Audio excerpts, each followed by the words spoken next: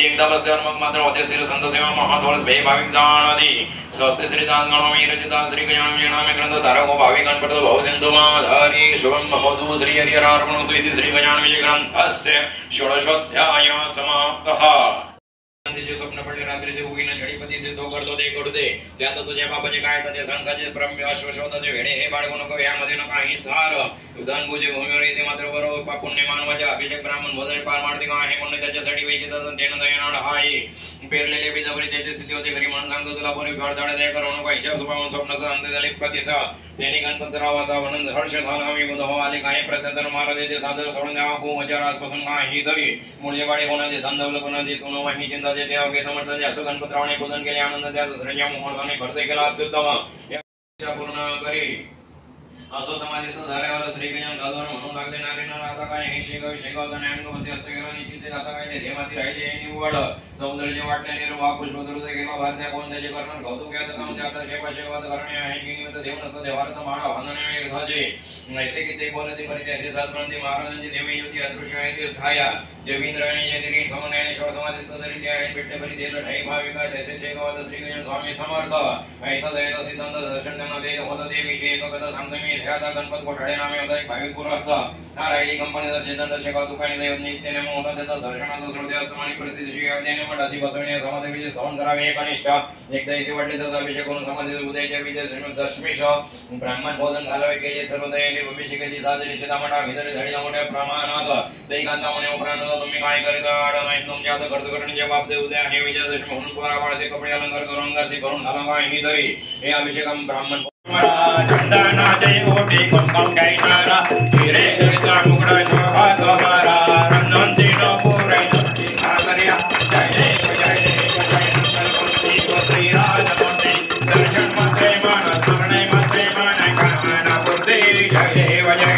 लंबोदर पीतांबर फणीवर वंदना सरळ सोंड वक्रतुंड त्रिनयना सहस्रमाचा वटवाई सदना संकटी भावावे निर्वाणी रक्षावे सर्वर वंदना जय देव जय देव जय देव जय देव जय मंगलमूर्ती व श्रीराजमूर्ती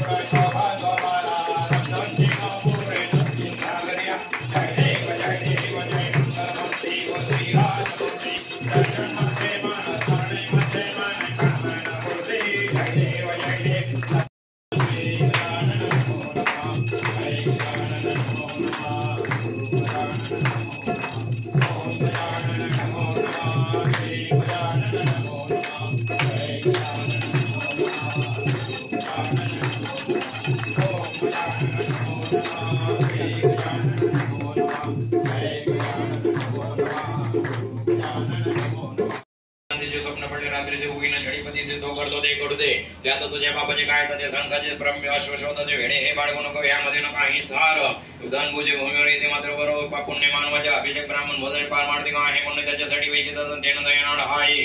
पेरलेले बीजावरी त्याची स्थिती होती घरी म्हणून सांगतो तुला पूर्वी फळदाडा दया करू नको हिशोब स्वभाव स्वप्नाचा अंत झाले पतीसा त्यांनी गणपतराव असा म्हणून हर्ष झाला आम्ही बुधो आले काही प्रत्यंतर महाराज येते सादर सोडून द्यावा खूप हजार आजपासून काही तरी मूल्यवाडी कोणाचे धनदौल कोणाचे तुनो वाही चिंता जे त्या वगैरे समजले असं गणपतरावने पूजन केले आनंद त्या दसऱ्याच्या मुहूर्ताने खर्च केला अत्युत्तम पूर्ण करी असो समाधीस्थ झाल्यावर श्री गजानन साधून म्हणून लागले नारीनं आता काय हे शेगावचा न्यायांग बसे असते गेला निश्चित आता काय ते धेमाती राहिले निवड सौंदर्य वाटल्याने वा पुष्पदृत गेला भारत्या कोण त्याचे करणार कौतुक याचं काम ते आता शेपाशेगावात करणे आहे की निमित्त देव नसतं देवार्थ माळा भांधणे एक ध्वजे ऐसे की ते बोलते परिते असे सातपर्यंत महाराजांची देवी ज्योती अदृश्य आहे ते खाया देवींद्राणी जयगिरी समन्यानेश्वर समाधीस्थ जरी ते आहेत भेटले परी देत ठाई भाविका जैसे शेगावात श्री गजानन स्वामी समर्थ ऐसा जयता सिद्धांत दर्शन त्यांना देत होता ते विषय एक कथा सांगतो मी ह्याचा गणपत कोठाडे नामे होता एक भाविक पुरुष असा हा राहिली कंपनीचा चेतन शेगाव दुकाने दैव नित्याने होता त्याचा दर्शनाचा श्रोते असतो आणि प्रतिष्ठी अध्याने मठ अशी बसवणे समाधी विजय श्रवण करावे एक अनिष्ठ एकदा इथे वाटले त्याचा अभिषेक करून समाधी उदयाच्या विजय दशमेश ब्राह्मण भोजन घालावे केले सर्व दयाने अभिषेकाची साजरी शेतामठा भितरी झाडीला मोठ्या प्रमाणात ते कांतामुळे उपरांत तुम्ही काय करीता नाही तुमच्या आता खर्च करण्याचे बाप देऊ द्या हे विजयादशमी म्हणून परापाळचे कपडे अलंकार करून अंगासी करून घाला काही तरी हे अभिषेकम ब्राह्मण